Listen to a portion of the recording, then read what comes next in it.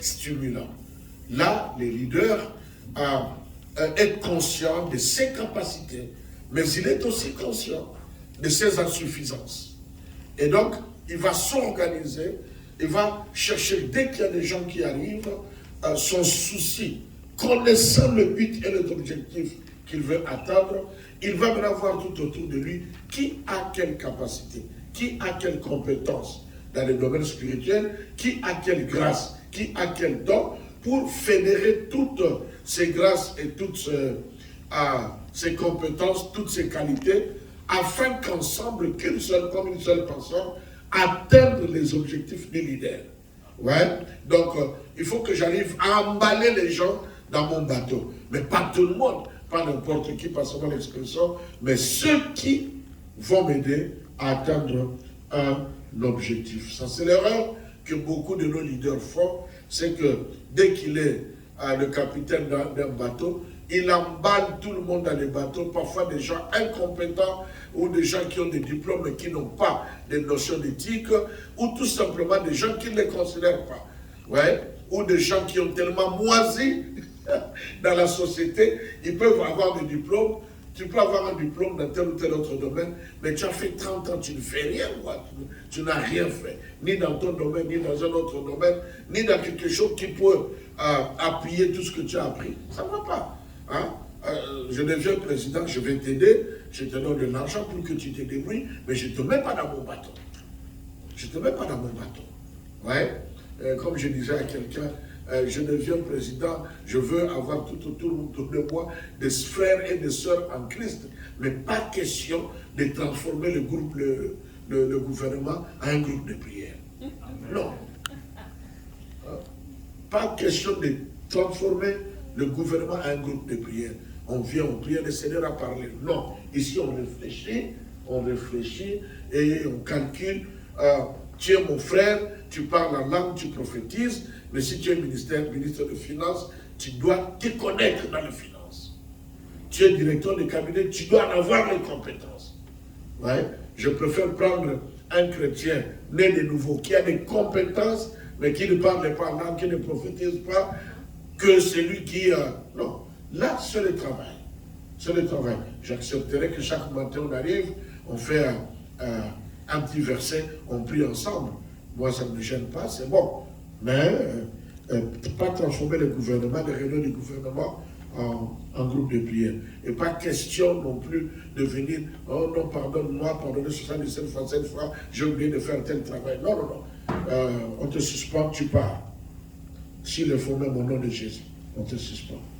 Parce que nous devons veiller. Nous avions dit une phrase que beaucoup de nos projets, de nos plans échouent, non pas à cause du leader, non pas non plus à cause de ceux qui sont avec moi, mais très souvent à cause du système établi.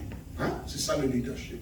Hein? Quel est le système de communication, de commande que j'ai établi? Nous sommes passés de ce point vers un autre point. Nous sommes dit dans la Bible. Quel type de leadership nous trouvons dans la Bible? Et nous avons vu que dans la Bible, nous trouvons le leadership, appelons ça God choice. Hein? C'est-à-dire c'est Dieu qui a choisi la personne, c'est Dieu qui l'a équipé la personne et c'est Dieu qui l'a établi. Nous avons cité beaucoup d'exemples. Nous avons parlé de Adam. Hein? Moi, je commence toujours dans la Genèse. Nous avons l'exemple d'Adam qui a été appelé, qui a été établi par Dieu, mais en qui on a constaté aussi des faiblesses et des manquements. Et on a dit on a besoin d'une femme pour qu'il puisse l'aider dans le travail qu'il est en train de faire. Nous avons parlé de l'exemple le plus plausible de la Bible, l'exemple de Moïse. J'ai demandé à mon ancien tout à l'heure si on pouvait avoir un tableau pour que je puisse vous faire l'organigramme, hein, un peu de chaque leadership. Mais on peut retenir, vous voyez, nous avons Dieu qui appelle Moïse, et Moïse a deux branches. Hein? Je répète, Dieu flèche Moïse. Moïse, il y a deux flèches maintenant qui vont comme ça. Il y a la partie sacerdotale. Dans la partie sacerdotale, c'est-à-dire la partie culte, nous avons Aaron. en bas d'Aaron, nous avons les fils d'Aaron. En bas des fils d'Aaron, nous avons les Lévites. Mais quand tu vas vers l'autre flèche, nous voyons son ministère. Hein, pour la construction, qui est-ce que nous voyons là? Nous voyons d'abord Josué. Donc, à gauche, pour le culte, nous avons Aaron, mais à droite, pour le service, l'accomplissement du ministère, nous avons Caleb. Nous avons, Josué. Après Josué, nous avons Caleb. Après Caleb, nous avons tous ceux-là que nous pouvons citer. Le Oliab, le Beth-Salarel, et le Our, et tout ce genre. Donc, dans son leadership, de ce côté-là, vous avez les gens qui l'accompagnent pour la réalisation de sa mission. C'est comme un président de la République, il a, dans la présidence, il a l'organisation de la présidence qui l'aide à faire tout ce qu'il va faire, et il a une autre flèche qui est le gouvernement. Il a je ne sais pas chez nous, chaque pays peut-être c'est différent, il a le Parlement, il a le Conseil exécutif, le Sénat, la Chambre haute et basse, il a le Conseil exécutif, et ainsi de suite, ainsi de suite. Donc Moïse c'était comme cela. Et je crois que nous ferons ça à la fin du soir. Comment organiser son leadership et de quoi il faut tenir compte. Si nous prenons Josué, à partir de Josué chapitre 2, 4, nous verrons que le leadership de Josué, quand Moïse est parti, c'est Josué qui est resté. Quand Josué est resté, nous verrons que Josué a gardé la partie culte. Et quand tu gardes la partie culte, nous avons toujours le souverain sacrificateur, les sacrificateurs et les Lévites. Maintenant, de l'autre côté, pour l'accomplissement de la vision, il n'avait plus besoin de personnes comme des Caleb et autres qui étaient peut-être très utiles pour Moïse, parce qu'il était question de sortir le peuple, n'est-ce pas, de la servitude. Mais Josué devrait conduire le peuple jusqu'à la terre promise. Donc de là jusqu'à la terre promise, il fallait aller de combat en combat, de combat en combat, de combat en combat. Par conséquent, Josué avait besoin dans son leadership de commandos. Vous voyez, Moïse n'en avait pas besoin. Mais dans le leadership de Josué, il avait besoin de commandos. C'est pourquoi je crois, dans Josué chapitre 4, je crois, c'est sûr, chapitre 4, mais peut-être aussi chapitre 2, la Bible dit que Josué a établi 12 officiers. Hein? 12 officiers. Et Moïse n'avait pas besoin d'officiers. Parce qu'il n'avait pas à combattre avec l'armée égyptienne. Là, il fallait la main de Dieu. Mais Josué, comme sa vision, c'est d'aller de bataille en bataille, jusqu'à la terre promise. Alors lui, il a établi 12 officiers que Moïse n'avait pas établi. Moïse avait la partie culte et la partie construction du tabernacle. Là, j'ai besoin de ceci, j'ai besoin de cela. Mais Josué n'avait pas de tabernacle à construire. Donc il n'a pas besoin de maçons, pas besoin d'ingénieurs. Lui, il a besoin de combattants pour aller en guerre de pays en pays, de ville en ville, jusqu'à ce qu'il arrive à la terre promise. C'est un peu clair? Hein? Ah, merci. Merci. Parce que certaines choses, quand tu n'as pas de tableau, c'est compliqué. Donc, voilà un peu. Je peux vous donner beaucoup de choses comme cela. Je crois que je vais y revenir le soir. C'est important que chacun sache de quoi dois-je tenir compte pour établir mon leadership. Parce que le leadership du pasteur n'est pas le même leadership que moi. Moi, par exemple, dans mon ministère, j'ai une branche où j'essaie de me débrouiller dans les affaires. J'ai une branche qui est toutes mes églises. Hein? Notre église mère et toutes les branches des églises. J'ai une branche qui concerne les fils que j'ai ordonnés dans le ministère, mais qui dirigent leur propre ministère, qui ne sont pas la continuité de mon ministère. J'ai une école biblique. Ouais. Alors, ce qui fait que dans les cultes, du côté culte, j'ai toujours un pasteur, un ou plusieurs anciens, les diacres et tous les responsables. S'il n'y a pas encore un pasteur, il y a un ancien, il y a les diacres, un ancien principal, peut-être d'autres, et ainsi de suite. Mais dans mon bureau, j'ai mon directeur de cabinet, j'ai ma secrétaire, j'ai un chargé de mission, j'ai un chargé de tout ce qui est à publication, les livres et tout. Donc, dans mon organisation, dans mon bureau, il y a des frères et des sœurs qui travaillent dans mon bureau, qui ne sont peut-être pas leaders ni responsables dans l'église locale. Mais je les ai pris tout autour de moi par rapport à leur qualité, pas spirituelle, par rapport à leur qualité. Quelqu'un qui peut écrire, quelqu'un peut me corriger en français, celui qui sait filmer, ainsi de suite. Pour essayer de vendre un peu le peu de grâce, le peu de qualité que j'ai. Là, je finis d'écrire, je fais 15 séances d'enseignement sur l'excellence. Demain, je vais vous faire goûter juste une partie. Je fais 15 enseignements de 1h30 sur l'excellence, tout le mois de janvier jusqu'au mois de février. C'est aussi dans notre page YouTube. Alors, j'ai pris une personne dans mon bureau. Il était chargé, c'est une sœur en Christ, une Camerounaise. Bon, la plupart tout autour de moi sont des Camerounais et des Camerounaises. Alors, il y a un Burundais et puis il y a aussi une Gabonaise. Alors, juste une Congolaise qui est pour mon protocole, c'est tout. Donc, je lui ai confié la charge d'écrire tout ce que j'ai enseigné. Et elle a me surécrit tout ce que j'ai enseigné. Et elle m'a montré. Donc, elle suivait chaque vidéo. Elle écrit tout ce que je suis en train de dire.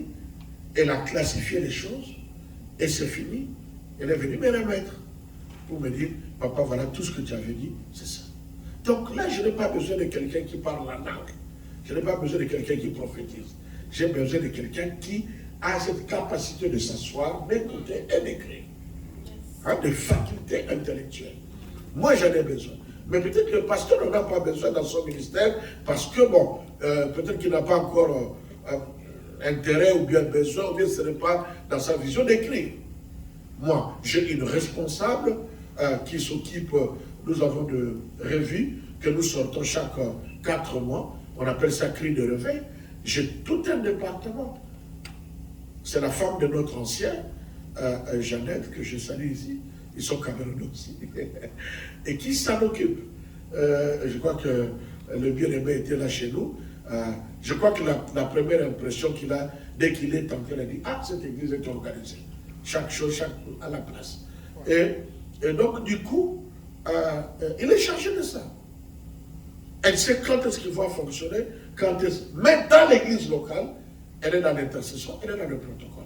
Mais dans mon bureau, elle est, comment est-ce qu'on l'appelle? Éditrice, éditeur de notre revue Cri de Réveil. J'ai besoin d'elle par rapport à ma vision.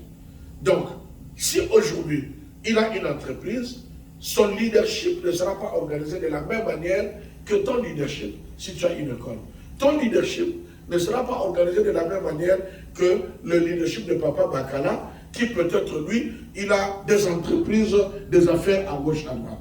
Donc chacun doit tenir compte des objectifs qu'il a atteints pour voir comment organiser mon leadership.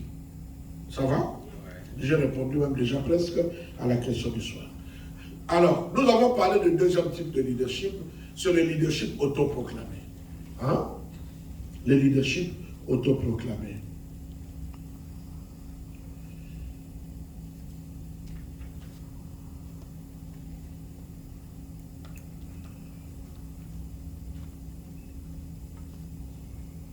Vous êtes en train d'écrire, hein? Il faut écrire, hein, celui pour ça, c'est la poule de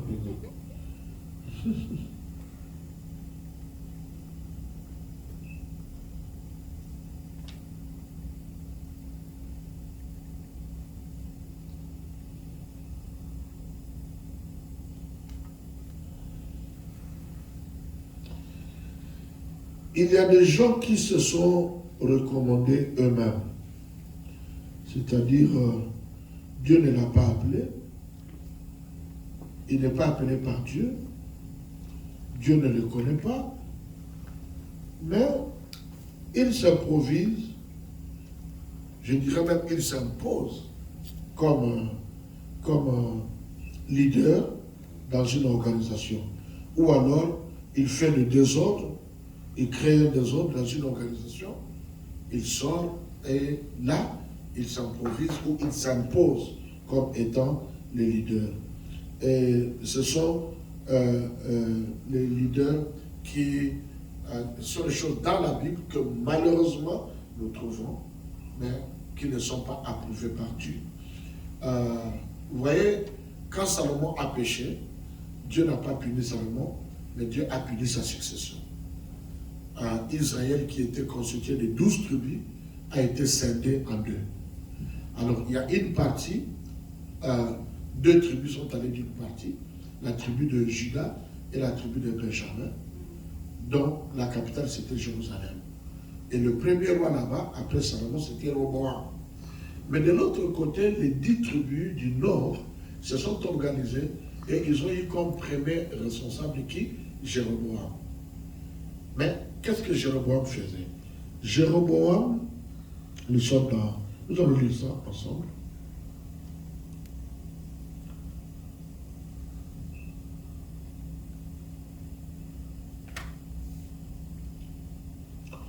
Quelqu'un peut le lire, 1 Roi chapitre 13, le verset 1 et le verset 2.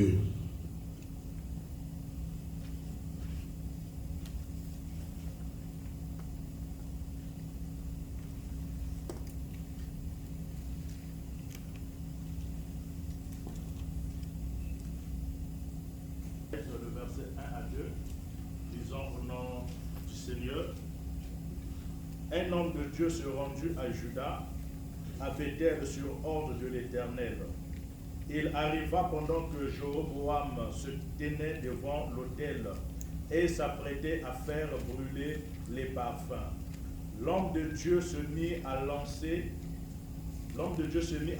des invectives contre l'autel selon l'ordre de l'Éternel et il cria: Autel, autel, voici ce que déclare l'Éternel. Il naîtra un fils parmi les descendants de David. Son nom sera Josias. Sur cet autel, il égorgera les prêtres des hauts lieux qui offrent sur toi des parfums et l'on fera brûler sur toi des ossements humains. Merci. Versets 33 et 34 du même chapitre, 1 Roi chapitre. Malgré ces avertissements, Jéroboam ne renonça pas à sa mauvaise conduite. En quoi consistait sa mauvaise conduite? La lutte, la lecture continue. Il continua d'insinuer comme prêtre des hauts lieux des hommes pris dans la masse du peuple. En fait, il conférait l'office sacerdotal à tous ceux qui le désiraient. Stop. Ouais. Il confiait le fils sacerdotal à quiconque le désirait. C'est-à-dire, si aujourd'hui mon fils vient dire: ah papa, moi je deviens apôtre. Oh d'accord, je le mets là. L'autre vient, je deviens prophète. Toi, c'est-à-dire les gens, ils s'improvisent eux-mêmes. Ils s'autoproclament. Ils décident eux-mêmes de devenir ce qu'ils veulent, des leaders. Alors que Dieu ne les a pas placés. Et nous voyons que cela était considéré comme un des grands péchés, n'est-ce pas, de Jéroboam. C'est d'établir dans le ministère les gens qui les désiraient. Mais je vais vous dire qu'aujourd'hui, ça se fait aussi. Il y a des gens qui disent qu'ils peuvent aller venir voir le pasteur Balé et dire: bon, écoute, je te donne 1000 euros, ou bien je t'achète une voiture, consacre-moi Bishop. Moi, il y a des gens qui m'ont déjà appelé: l'apôtre, viens, je vais te donner tout ce que tu veux, je vais te donner tout ce que tu veux, viens m'établir, parce que tu es trop connu en Europe, tu es très considéré, viens, je veux que ce soit toi qui le fasses, comme ça va être reconnu. Je dis: faire quoi? Il dit: non, viens me consacrer comme bishop.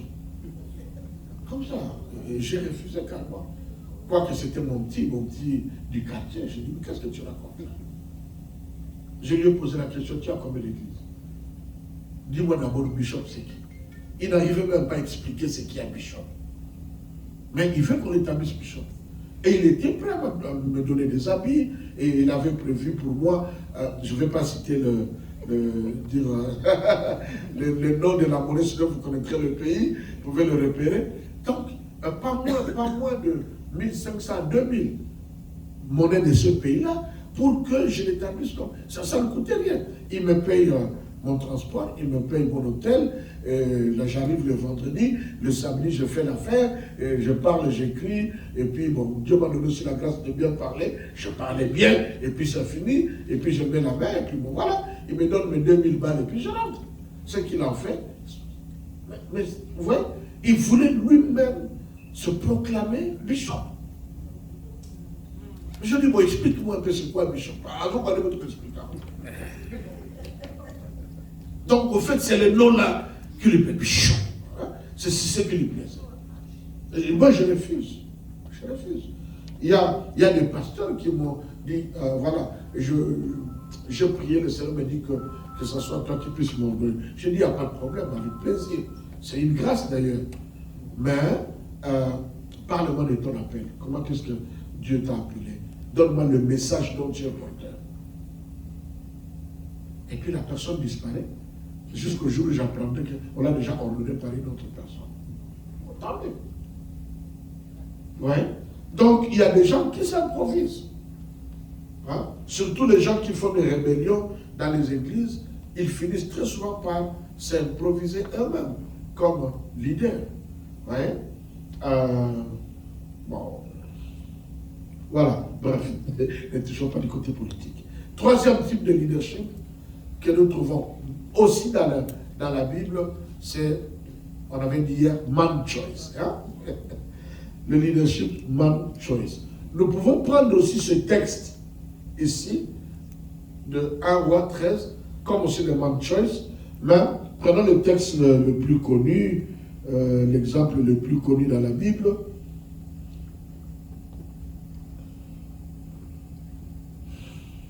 L'exemple le plus connu dans la Bible.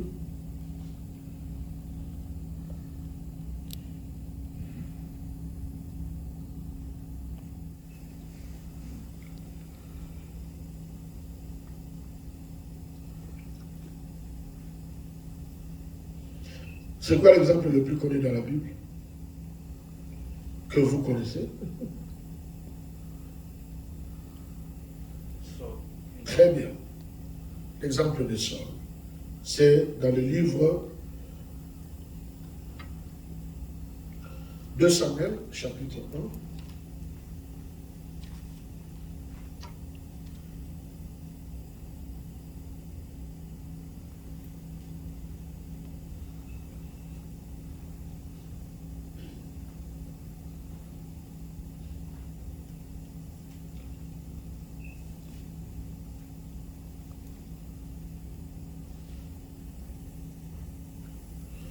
Et particulièrement un Samuel chapitre 15, là où Samuel va oindre, n'est-ce pas, Saul. Et Samuel dit à Saul, l'Éternel m'a envoyé pour t'oindre comme roi sur son peuple, sur Israël, et maintenant écoute la voix des paroles de l'Éternel. Vous voyez, je crois que vous connaissez l'histoire, c'est qu'Israël se retrouvait seul comme nation, comme royaume, sans un roi. Les royaumes tout autour d'Israël avaient des rois. Alors le peuple était impatient, le peuple voulait absolument qu'il puisse avoir un roi. Alors que le temps de Dieu pour établir un roi n'était pas encore arrivé. Et donc du coup, le peuple, entre guillemets, a fait pression sur Dieu pour que Saül, qui est de la descendance de Benjamin, qui devienne roi à cause de ses prouesses, à cause de ses capacités militaires. Et pourtant, dans la prophétie de la Bible, c'est que le sceptre de Shilo, le sceptre de la royauté, ne pouvait pas quitter la tribu de Juda. Et Saül ne se retrouve pas dans la tribu de Juda. Il se retrouve dans la tribu de Benjamin. Donc ce n'était pas à eux de pouvoir devenir, occuper la position de roi, n'est-ce pas, dans le pays. À supposer que nous prenons le cas du Congo, on dit que nous avons plus de 450 tribus, Et Dieu bénit chaque tribu. Et il dit, ce sont les Bapénés qui ont le sceptre présidentiel. Donc, pour devenir président de la République, tu dois être Mopéné. Donc, du coup, si on se retrouve et que le président de la République n'est pas Mopéné, ça sort de la volonté de Dieu. Et c'est un président qui est là, que peut-être les gens veulent parce qu'ils en ont marre, entre guillemets, et ils en auraient eu mal de Bapéné, mais qui ne plairait pas à Dieu. C'était ça le cas du sort. Il était de la tribu de Benjamin. Il n'était pas de la tribu de Juda. Or, la royauté, le sacerdoce était donné dans la tribu de Lévi, et la royauté, c'était dans la tribu de Juda. Et lui, il ressort de la tribu de Benjamin. Donc, il n'avait pas droit à devenir roi. Mais le peuple en avait marre de voir qu'ils sont dans un contrée, dans une nation, dans un pays où il n'y a pas de roi. Et ils ont insisté auprès de Dieu, donne-nous un roi. Et comme vous savez, si vous voulez avoir quelque chose de la part de Dieu, et que vous insistez, entre guillemets, vous importunez Dieu, Dieu finira par vous donner. Mais le problème, c'est qu'à la fin, vous allez avoir des conséquences. C'est alors que vous comprendrez qu'il ne fallait pas que je puisse demander cela. Hein? Donc, c'était ça le cas. Alors, qu'est-ce que le peuple a fait? Le peuple a fait, non, nous voulons Saül. Ça, c'est ma choice. Alors, vous-même à la maison, vous pouvez maintenant comparer les trois types de leadership chrétiens, bien bibliques, et les trois types de leadership d'une manière générale, lequel correspond à quel type de leadership. Ça va, hein? Ok. C'était important, cette partie.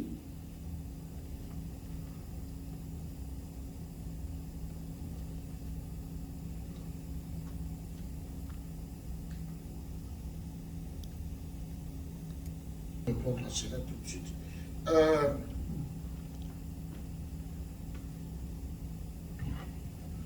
Pour établir son leadership, que faire? Ou bien écrivez principe pour établir un leadership. Le principe à respecter pour établir un leadership. Le principe à respecter pour établir un leadership.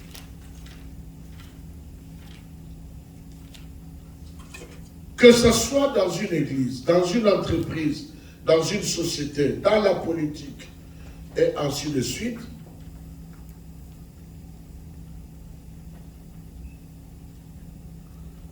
pour établir son leadership, il faudra premièrement tenir compte des objectifs à atteindre.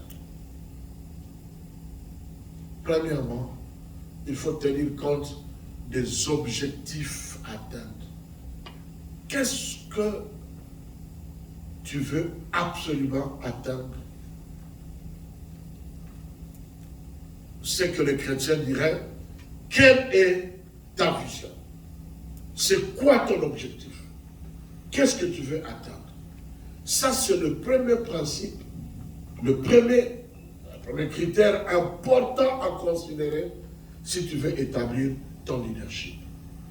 Quels sont les objectifs que j'ai à atteindre? Deuxième critère, tenir compte de ses compétences, mais aussi et surtout de ses insuffisances. Toi, en tant que leader, tu dois savoir, dans l'obtention, pour obtenir cet objectif, quelles sont mes capacités. Et deuxièmement, qu'est-ce qui me manque? Qu'est-ce qui me manque? Troisième principe à respecter,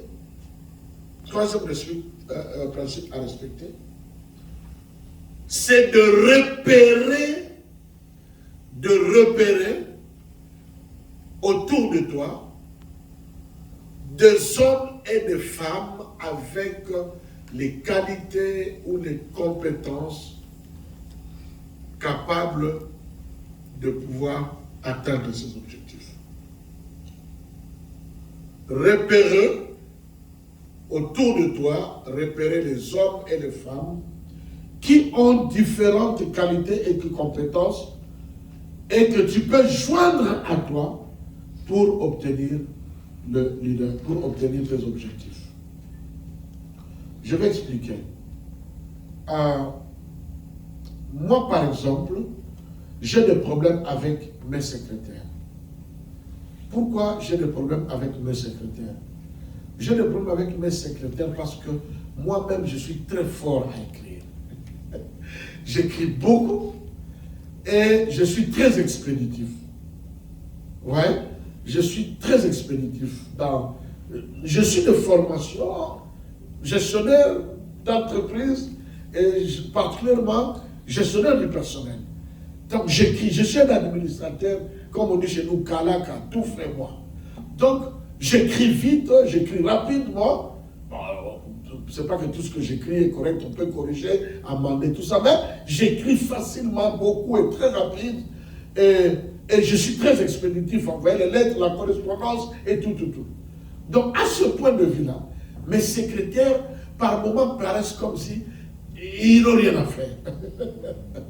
Parce que dès que je sens que je dois faire quelque chose, j'écris, j'ai du mal à attendre, j'envoie à ma secrétaire, corrige ça, envoie ça.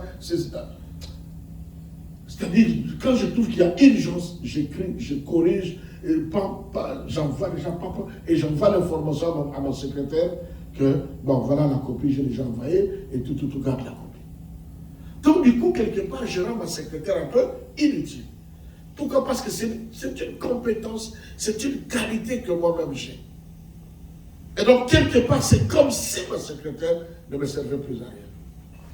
Alors, si j'établis mon leadership par rapport à mes qualités, à mes compétences, plus rien ne fera. Je vais mettre tout autour de moi une équipe de gens qui vont devenir des bons arrières. Est-ce que je me fais comprendre? Mais je dois voir maintenant de quoi moi je ne suis pas capable. Par exemple, dans ces choses-là. Ah, bon, je ne sais pas peut-être saisir les choses sur PowerPoint. Hein? Prenons un exemple. Alors là, je dis donc, quelqu'un qui maîtrise le PowerPoint et tout, je prends, donc dans ma demande, je dirais, j'ai besoin d'une secrétaire, mais qui maîtrise le système PowerPoint, Excel, pour faire les tableaux et tout, parce que je sais que moi là, je ne suis pas fort. Maintenant, tout ce qui vient, enseignement et tout, vous remarquerez, regardez toutes mes vidéos, vous remarquerez que c'est difficile, c'est rare que j'enseigne en train de faire des projections.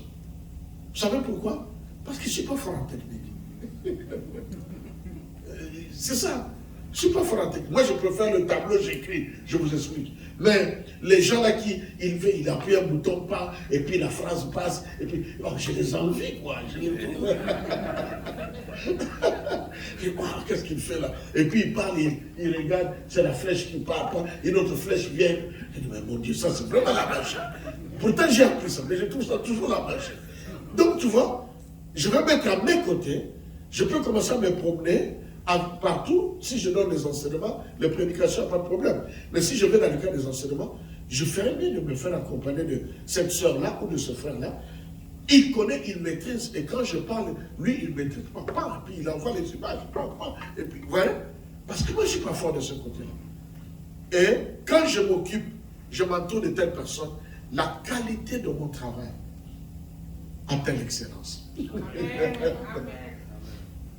Vous avez compris? N'établis jamais le leadership en tenant compte de tes capacités. Tu ne feras rien. Tu ne feras rien. Tu ne feras rien.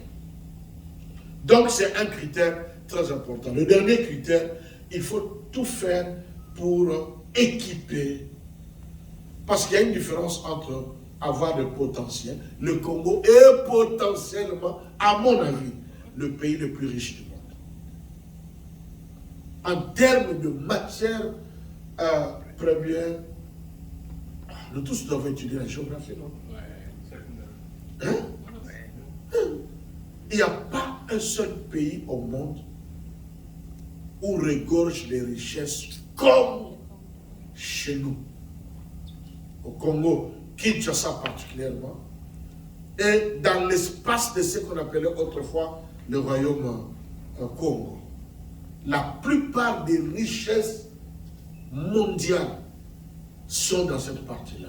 Une partie de ce qu'on appelle le Bandundu. Vous descendez, Kinshasa faisait partie de là. Vous prenez le Congo central, une partie du Kasaï, vous allez au nord, je crois, de l'Angola, vous allez au sud du Congo-Brazzaville, vous faites tout ce tour-là et vous allez jusqu'au Gabon, je crois le sud ou le nord du Gabon. Tout ça, ça constituait le royaume Congo. Et la plupart de minerais du monde sont là-bas. Et d'ailleurs, les experts sont en train de démontrer que c'est de là qu'a commencé le jardin d'Éden. Amen. Ouais. C'est une partie du jardin d'Éden qui est remontée juste vers les Dubaï et tous les autres là, l'Égypte, parce que la carte de l'Afrique en ce temps-là n'a rien à voir avec la carte de l'Afrique que nous avons maintenant. C'est ce qui fait que les Abraham, ils étaient des Noirs. Ils n'étaient pas des Blancs. Ils n'étaient pas des Blancs. Le premier homme qui a régné sur la terre, c'est un Noir. Il s'appelle Nimrod. C'est la Bible qui dit que c'est le premier Noir. Le premier homme qui a régné dans le monde, qui était un chasseur et tout, c'est Nimrod. Et Nimrod était descendant de qui? De Noé. Noé était noir, avec 2 enfants noirs. Et attendez. Voilà. Et un albinos. Et l'albinos, c'est ceux-là qu'on appelle des blancs. Ouais. Je vais vous effacer. Donc moi, je n'ai pas de problème avec ça. Je dis ce qui est partout. Les recherches que tout le monde a fait. Ouais. Bref, c'est ça. Donc, il faut former, il faut équiper et mobiliser les gens à devenir effectifs. Nous sommes potentiellement riches, mais nous sommes réellement pauvres. Parce que le potentiel, c'est ce que tu as en toi, mais qui est caché. Maintenant, il faut que ce qui est en toi puisse ressortir. C'est alors que le potentiel devient effectif et devient réel. Nous avons beaucoup de potentialités, n'est-ce pas, dans nos églises, tout autour de nous. Mais nous avons parfois des problèmes à travailler ce genre-là. Beaucoup des d'enfants que j'ai ordonnés dans le ministère, s'ils vous donnent leur témoignage, tel te dira, moi, le jour où l'apôtre m'a dit que Dieu t'appelle, et il est rentré en riant. Il dit, mais moi qui suis timide comme ça, je n'arrive même pas à regarder les gens des yeux comme ça. Mais qu'est-ce que l'apôtre raconte? Et il y en a 2 autres qui n'ont pas eu la grâce de faire les études comme toi et moi, parce que les parents peut-être. Mais qui aujourd'hui sont des grands serviteurs de Dieu. Des grands serviteurs de Dieu. Des personnes qui, au départ, eux-mêmes ne pensent pas avoir ce... Moi-même, je ne pouvais jamais m'imaginer être un enseignant, être un pasteur. C'est un ami de Carongue qui, un jour, a dit, peut-être que je le vois, il peut le faire. Essayons. On a essayé une fois, et on m'a envoyé une 2e fois, et je suis devenu. Et moi-même, j'ai découvert que, mais je parle bien, je suis un bon enseignant, et d'ailleurs, j'adore enseigner. Mais c'est quelqu'un d'autre qui a découvert ça en moi, et qui n'a pas tenu compte de mes erreurs, des failles que je peux faire, mais qui m'a toujours encouragé. Quand tout le monde dit, tu as mal parlé, lui dit, non, il fera mieux, allons-y. Parce qu'il a vu le potentiel. Et aujourd'hui, même loin de moi, je crois que quand tu regardes, il est toujours fier. Et je l'ai toujours cité dans tous mes livres. J'ai toujours cité son nom. Ça va? Ce sont des éléments importants dont il faut tenir compte si tu veux organiser ton leadership. Si Dieu te met à cœur, par exemple, vous savez que Kinshasa a besoin de beaucoup de choses. Hein? Pardonnez-moi de parler un peu de Kinshasa. sachant que tout le monde n'est pas de là. À Kinshasa, il y a beaucoup de choses qu'il faut faire. Il ne faut pas que tout le monde soit politicien. Et il ne faut pas que tout le monde soit nécessairement juriste ou économiste. Il y a des petits projets qu'il faut faire. Des petits projets qu'il faut faire. Qui manquent partout. Je cherche des gens qui pourraient accepter d'entrer dans mon projet parce que je ne me sens pas le faire. J'ai proposé ça à mes enfants, mais c'est comme s'ils rêvent.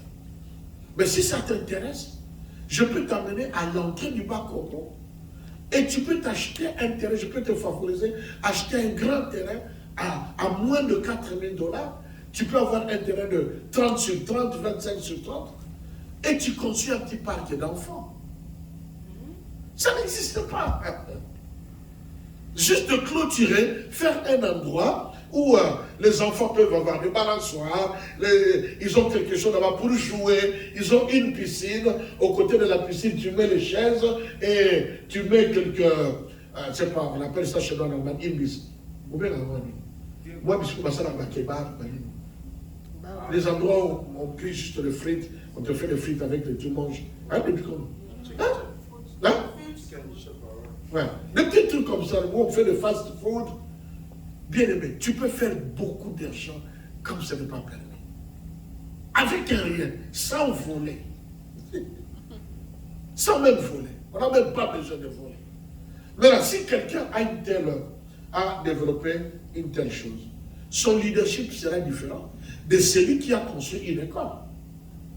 Le leadership de celui qui a construit une école sera différent de celui qui disons, fait des affaires. Qui va à Dubaï, à Guangzhou, il achète des chaussures, il a des magasins à gauche, à droite. Le leadership ne sera pas pareil. Tu dois tenir compte de ceci. Et pourquoi beaucoup d'Africains échouent?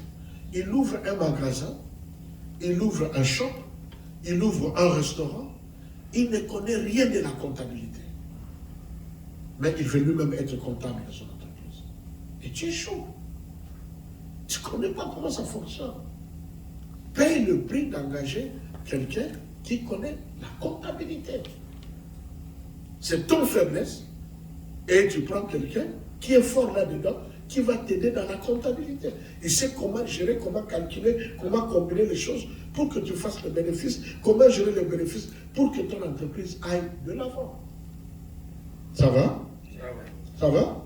Nous faisons une pause de 5 minutes. À 12h juste, on recommence. Et on termine à quelle heure? À 12h30? D'accord. Pause de 5 minutes. Prenez un peu de l'air. C'est l'école, la classe. Récréation.